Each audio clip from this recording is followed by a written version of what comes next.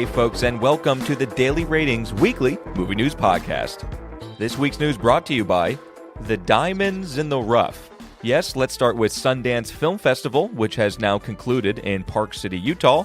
Sundance being a place to recognize and promote smaller, kind of lesser known or brand new artists and indie films. But after 90 movies were screened, it's looking like 3 films coming out of this is what people will be talking about. Now, for the Audience Award for World Dramatic Film, that went to a movie called Hold On to Me.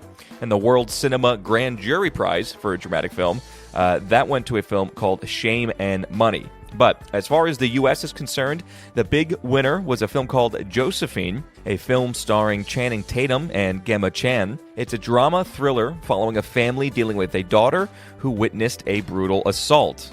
Another film is called The Only Living Pickpocket in New York.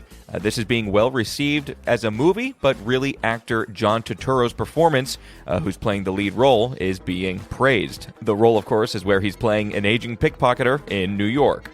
And then there's what might be a little bit of a comeback for actress and director Olivia Wilde.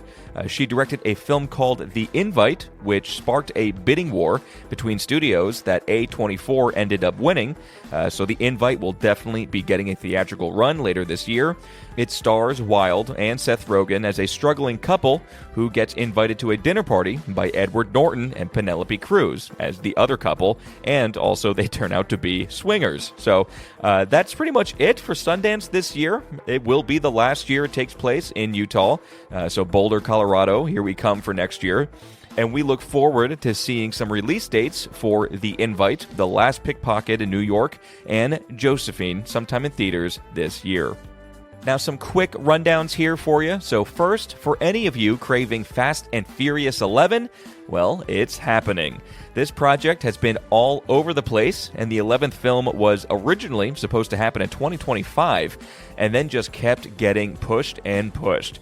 But now Vin Diesel has come out and said that Fast Forever, the 11th film, will be coming out March 17th, 2028. So, you're going to have to wait a little bit for that one. But sticking with the 11th film of a franchise, Saw looks to be alive and well. Yes, there was a planned Saw film, however, that was shut down. Now, though, the original creator, James Wan, and original writer, Lee Whannell, have spoken. In fact, speaking at Sundance Film Festival, they said that they want to make another one together, and one that harkens back to the scares of the first Saw film. And it does sound like something is in the works, but in Wan's words, quote, "All I can say at this point is we're going to do one. We are going to make one. I don't want to say too much. It's very early still," end quote. And then director Scott Cooper has his next project set. Cooper has made pretty good films in the past, like the Oscar-winning film Crazy Heart, and then Out of the Furnace, Hostiles, and Black Mass. Last year, he made the Springsteen Deliver Me From Nowhere film, which wasn't received super well, but now Cooper is set to direct a remake of the 2001 French film Time Out. So that one was directed by Laurent Cantet, or Cantet. The film was the winner at the Venice Film Festival in 2001, and the story is that an unemployed man finds his life sinking more and more into trouble as he hides his situation from his family and friends. And so the lead man looks to be Christian Bale. This, in fact, will be the 4th time these two are working together, and the project seems pretty interesting. And even though the Springsteen film came out last year, production apparently on this film will be starting in March of this year already. Though he's a busy man, because apparently Cooper even has 2 other films in the works. One of them is a Roswell film, and another one is a Comanche movie based on a book. So this is a guy to keep an eye out for the coming years. We might have a really good film, and maybe even a couple good films from him. Some cool stuff in the works. And the last thing I have here is the sad news of Catherine O'Hara passing away. Catherine got her start in 1974 at Toronto's Second City.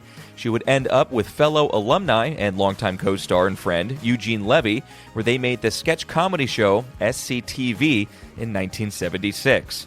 She has worked a ton through the decades, both in TV and in movies.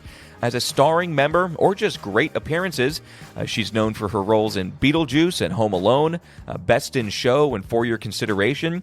She was a leading member on the very popular Schitt's Creek television show and also starred in 10 episodes of The Studio over on Apple, where people loved her performance.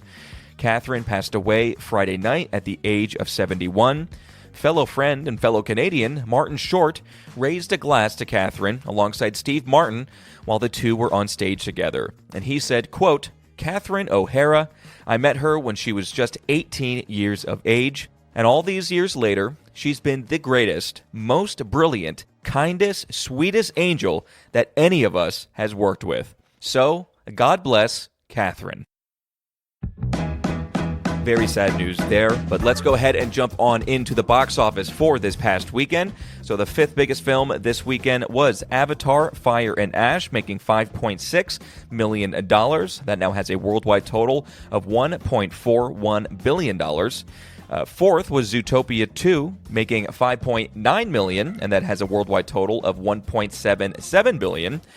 Third for the weekend was newly released documentary Melania, and believe it or not, this was the best opening weekend for a non-music biopic in like over a decade or something like that. So Melania made $7.2 million. And then even more surprising, second for the weekend was a film called Iron Lung. That made $17.8 million, this horror film. It only had a budget of $3 million, which was self-financed by the YouTube creator. He was the writer, director, and star of Iron Lung, so very impressive and very much overperforming. But then in first place, we have Sam Raimi directing this new release, Send Help, and that brought in $19.1 million. Coming up this Thursday, Vincent Daly will be watching, rating, and reviewing. It is indeed a Sam Raimi week, so we are jumping back to 1985 with Crime Wave, again directed by Raimi, but also written by the Coen brothers. We then have from 1990 the film Darkman. In 1995, a star-studded Western in The Quick and the Dead. And then finally, of course, newly released Send Help. So very excited to have a little Sam Raimi episode with Vincent Daly on Thursday. But that's it for your weekly movie news here. We'll leave you today with a quote from an actor, Vin Diesel. "When I got on the set of Saving Private Ryan, I discovered, to my amazement, that Steven Spielberg is a gamer." And all right, folks, the Daily Ratings weekly movie news podcast, that was it. See you on Thursday.